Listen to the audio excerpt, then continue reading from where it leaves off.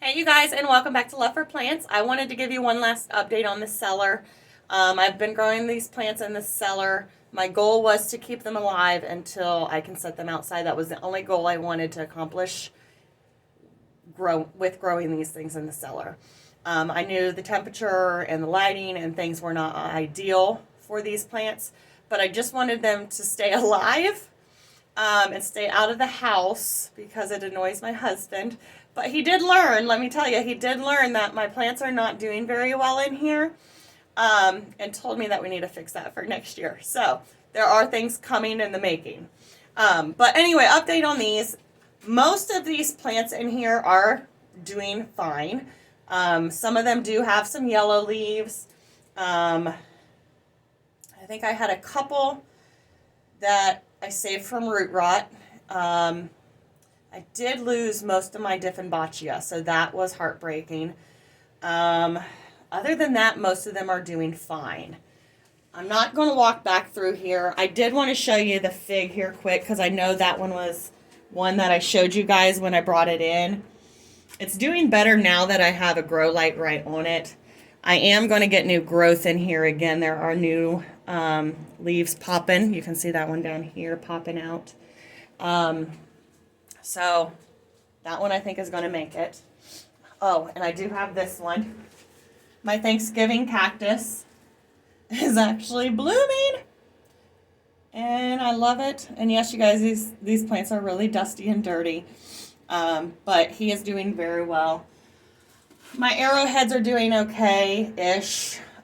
They do have some yellow leaves. It was hard to keep them wet in here without their roots rotting because of the temperature in here. But all in all, I'm very happy. I was going to clean this all up and trim up all the bad leaves. And I thought, you know what, when I look at other people's plants and am trying to figure out if it's something I want to do myself, I want to see the ins and outs of it all. So I said, okay, Erin, you're not cleaning anything up. Just show them what some of your plants look like. So, these are not pretty, but the plant is alive. And I will clean that up here in hopefully a couple weeks. Same with this one. Its tips are not very pretty. Mostly I think because humidity was really low this winter. We had a couple weeks of cold, really cold, and I struggled.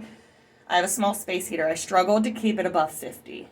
So that struggled there. I do have my orchard that is blooming, and I actually put it in dirt. So that is liking it down here. All in all, most of this stuff looks pretty good. Definitely, I mean, some of it took a little bit of a hit, but it survived.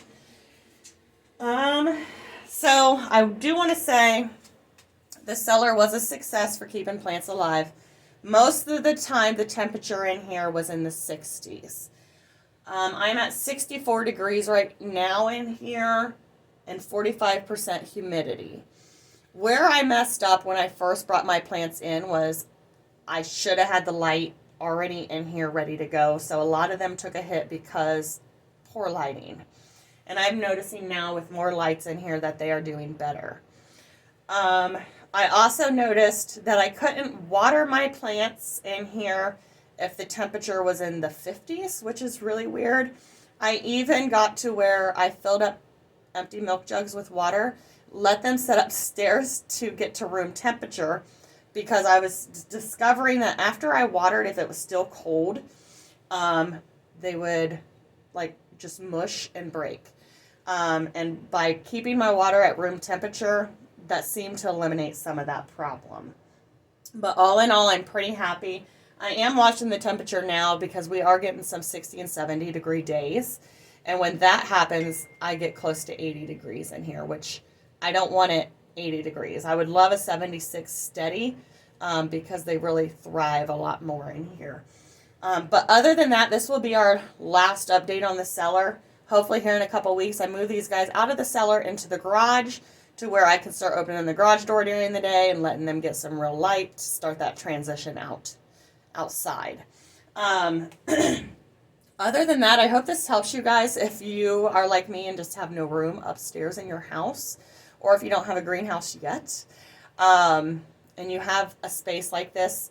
It will keep your plants alive, you guys. So don't fear that, and know that some of your plants will take a hit. And I did actually end up taking my favorite Diffenbachia upstairs, so that one is still okay. I think I have 2 upstairs that are living, and I think I had 3 or 4 that completely rotted out, and I have one that is still trying to live. The other ones were not salvageable at all. So based on that, Diffenbachia I would not put back down here again. Other than that, I hope that helps, and as always, thanks for watching, and have a great night.